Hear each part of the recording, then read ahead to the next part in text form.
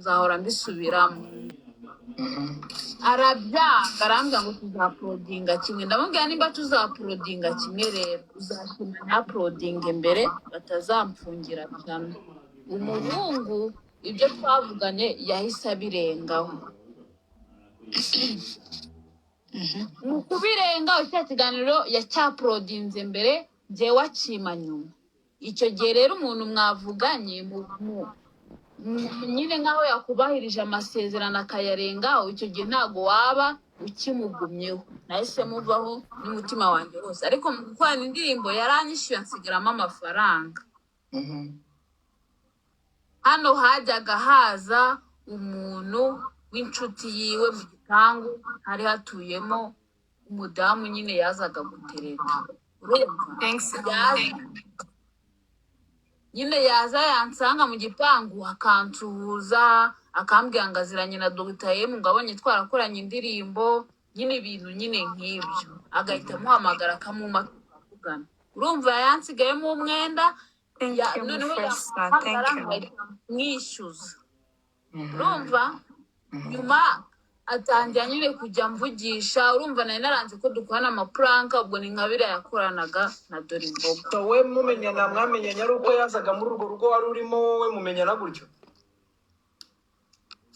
no ntabwo we yazaga muri urwo rugo ahubwo inshuti yiwe niyo yahaza twamenyanye ariko dukorana puranka nyine tujye dukorana puranka nyine twakundi nyine kubeshya abantu ko mukundana ndabyanga uma azaje kunereta ambwiye ati mfite gahunda ndashaka kuzahita nshaka umugore ndi mukuru urabona nyine imyaka iri kungana ndavuga ni uyu mugabo kuko ni umugabo mwiza pe nkuko nari mfite inzozi nanjye zo gushaka araza amuma amaso udufaranga mbonye nkamwoherereza amafaranga bayakuraga ko nanjye wajya gusaba amafaranga ntayifite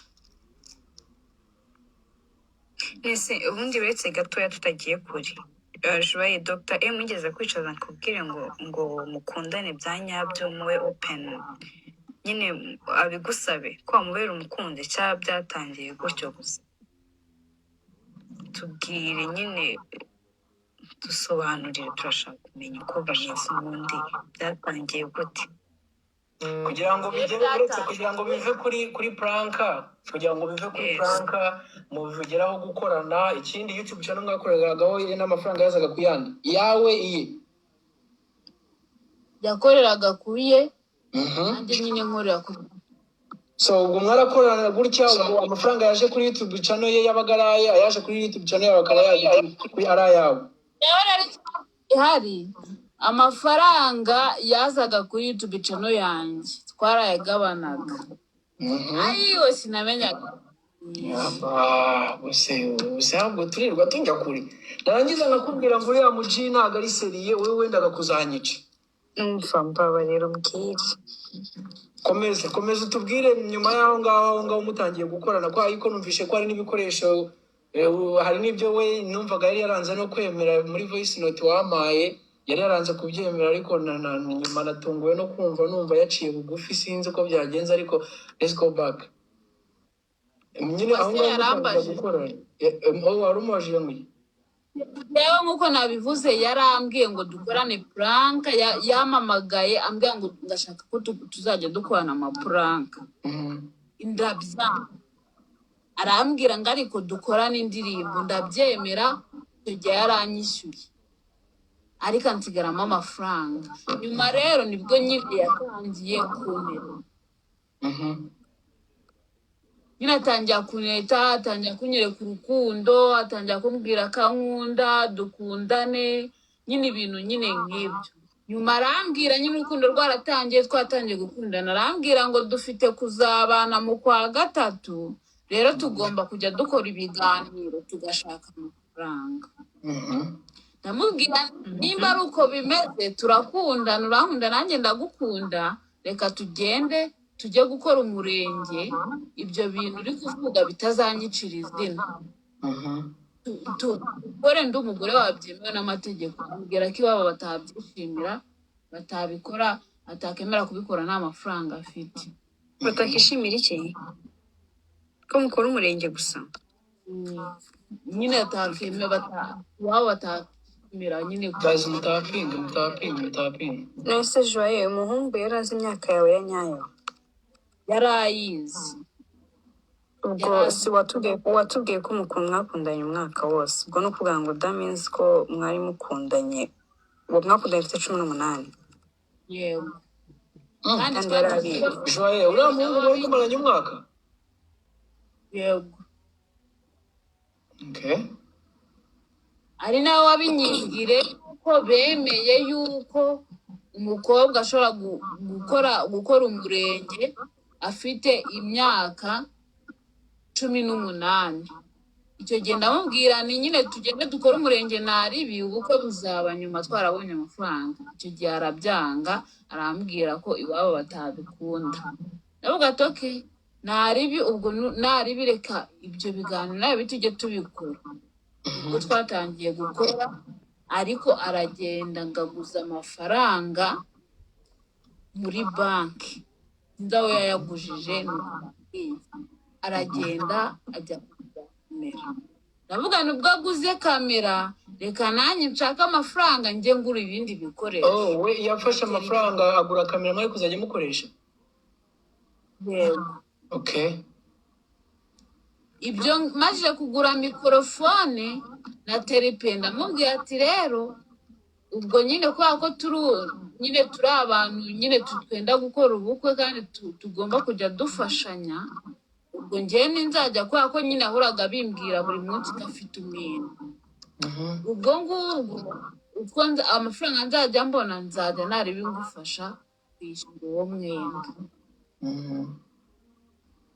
Ntayabona nkamufasha nyine nkayamuha. Tubwire turangirize story yose kugeza aho mutageje aho mubasha kumvikana. Tubwire story yose irangize kugeza aho byatangiriye, aho nyine ikibazo like cyahereye naho mwageze aho mutumvikana kugeza aho urabizi neza ko n'ibikoresho ari yabikwimye. Yego. Yeah, we wanna hear kubera yuko urabizi ko bajya kugana abantu banjye ni njyewe wabaga uri kukuganiriza tubasaba ibyo twabasabaga byose urabizi. Aba bantu abo bose bari baremeye no kugutwerera, sinzi ahubwo niba atari n'abagutwerereye. Nawe wigeze anwerera. Okay, komeza usoze. Nabona amafaranga hari nk'umuntu wamfashije akaba aransabye. Arambwiye ngo nguriza. Ayamuhereza. Udufaranga twanye ngategereza ko nzishyurwa nkaheba. Ubu turi kwihuta. Muri kubwira ngo ngere aho ikibazo cyatangiye. Ibi bibazo ukaba ariho mitangera. Amafaranga yo namuhaye menshi, ari ayo nagiye nyuza kuri telefone, ari ayo nanyujije mu ntoki, ari ayo sinzi uko nabivuga. Uko nari nifite namuhaye nemeye kuburara kubera we kwako namukundaga nawe. Ukuntu rero ibi bibazo by'umurenge byatanze, bagiye gusaba umurenge nyine ko batwemerera gushyingirwa. Turajyana ariko we asigara nyine inyuma ku kabari hariya ku murenge wa Gatenga. Urabizi ko hirya nyine utaragera ku murenge hamwe uba waturutse abari hasigara ndagenda njya gusaba umurenge. Umurenge barawunyima, bambwira yuko ngiye ntabyemerewe, ikizatuma bawuma ari umunsi tuzatwandikiyemeye nyine tugatanga yumvikana. Icyo gihe nahise numva ko nta mpamvu yumvikana mfite, ndagenda ndamubwira aho yari ari, ndamubwira ati umurenge tuwihorere. Umurenge tuwihorere nta mpamvu mfite nyine yumvikana. Ahita ambwira ngo tugende ngo tujye gusaba invitation umurenge bazawuduha. Ati okay ubwo bazawuduha ubwo reka nyine tujye kuzikoresha vuga invitation ariko tuzihore n'umurenge wabuze ibyo byose narabimubwiye nimba byibuka neza cyangwa akaba ari kuri iyi live yandike muri comment yabyemere nyine ko narabimubwiye nagiye mbimubwira ibintu byose nagiye mbimubwira uwo munsi nagiye gusaba nuza nyine ko bawutwemerera aho twemera nibwo yahise ambwira ati tujye gufata nyine tujye gushaka invitation tugezeyo bambaza izina rya papa nyine ngo barishe kuri invitation warangije aravuga ngo amazina y'ababyeyi bayihorera bitewe n'uko ibintu bya invitation nka kuriya yaje akavuga mu kiganiro ngo Joyce niyize sinize ntabyo nari nzi iyo biva n'iyo biva n'ubwa mbere nari numvise ibintu bya invitation si ubwa mbere ariko numva ko invitation nyine ari ugutumira noneho ubwo ngubwo twaraje nyuma nkajya mubwira ati twasohoye invitation tutarabona umurenge reka twandike nyine ibaruwa nyine isaba gushyingirwa kugira ngo twandike byaragoranye ariko nagiye mwinginga abantu muri kuburestinga thank you Imana ibahumukire turayandika iminsi 5 njya ku karere kuko njye wayohereje kuri email yanjye njya ku karere njya gushaka ibisubizo bambwiye ko nta mpamvu mfite yumvikana ariko muri icyo gihe akaba yatangiye kujya nyiyenzaho anyaka amafaranga nafite ambwira ngo nsigaye nihenura ngo ubonye amafaranga menshi ngo nihenura ngo mfite amafaranga menshi ngo mba numva naragezeyo nkibaza se ayo magambo aturuka he ko nta kintu nakoze bikambabaza cyane muri icyo gihe nicyo gihe yaneshereje umutwe cyane numva ubwo hari nka ryari icyo gihe hari nka ryari ubwo naba mbyibuka iva genda kubwira kugira ngo ni ku cyumweru cyangwa ni ryari bitewe n'ibintu ndi kunyuramo muri mbyibuka ariko birashoboka yuko yaba ari nko mu kwa 12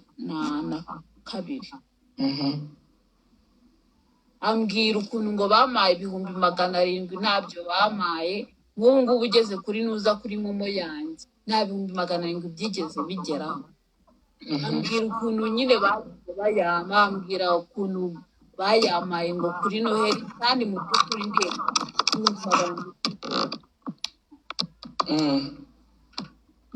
ibyo bintu nyine bikajya bintera stress urumva umuntu ari kukubwira ngo bagwaye amafaranga ngo wakoze kwihenura akakuzana izindi stress ukuntu nyine aba yanze kukugisha no kukubwira ngo hayi akaba ari wowe ibintu byose nyine ubijyamo ibyo bintu birababaza ubwo ngubwo ndagenda nyine rero nagiye ku karere hano nyine mu mujyi abantu barahazi mu karere ka Nyarugenge baramakanira aza ndamubwira ni rero kuko yari bana bitemewe n'amategeko narabyanze narategereje umurenge rero ukuntu Imana ikora mwabantu ibi bintu ntabwo mbabajwe nuko byambayeho birambabaje pe ariko n'Imana ibiri mu byacu ubwo ngubwo ndaza ndamubwira ni umurenge bawanze burundu ntaribi ndemera kubana nawe bitemewe n'amategeko ariko tukabanza tukabwira abanyarwanda ko tugiye kubana tukababwira yuko byanze ivaze ikintu cyanunguye yarabyanze arambwira ngo reka dutegereze ngo babanze batwerere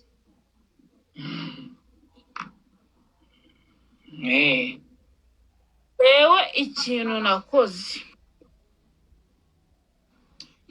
nakoze abantu bashakaga kuntwerera bakanyandikira narabibabwiraga mvuga ko nta mafaranga y'abantu njyewe nzigera njya mu atazankurikira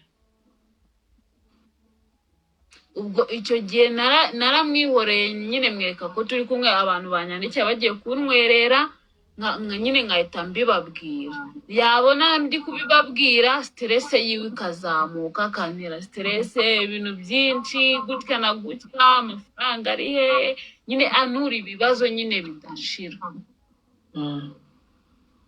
ajya kujya muri ghetto. Ibyo bintu nyine yabanjije kunguza amafaranga yo kugura n'ibiki byose, ariko asanga amafaranga nayo mfite yo kujya kugura intebe n'ibitanda n'amatora. Nakoze njyewe uruhande rwanjye nafashe ibyo. Rero uruhande rw'ibikoresho bijyanye na kamera na telepiye wumvisha uko nagiye mbigura. We yaguze kamera, nanjye navuga ni reka ngende ngura ibikoresho nyine mfitiye ubushobozi, telepiye, mikorofone n'ibindi n'ibindi. Kuko mwari mugiye gukorana ibiganiro mwese kandi bizaba bica ku macana atandukanye.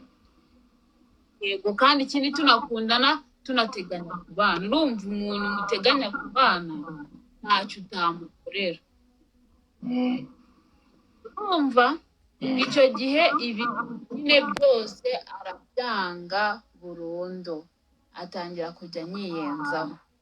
Aribwo nagiye gukora ikiganiro, nyine nagiyeyo tuzi ko tugiye gukora bisanzwe, akananuma n'ibiryo. Hari n'igihe yanumye ibiryo asanga nyine ibintu nyine utubogisi nyine njya mushyiramo twarashize, byarabimpora. Wenda ibyo ntabwo ndi bubivugeho byinshi. Icyo kiriya gihe namufitiye amasambusa n'amacapati n'amata. We nawe yabyivugiye mu kiganiro, nzaza mbivugeho mbirangize. Ntabwo ngiye naza kumusebya nk'uko we yaje kunyandagaza. Ubwo icyo gihe njya gukoraho ikiganiro, nagiyeyo 6:00 nzi ko tugiye gukora. Ngerayo 6:00 zuzuye, ndababwira ati dukore, barabyanga. Inde nande Dukore bande babwira ko kuvugaho ibi byose byatangiriye. Dukore, barabyanga. 7:00 ziragera, 8:00 ziragera, banze ko dukora. Hafi 8:30. Ubwo urumva uko nagiye meze nishimye, ntago kuba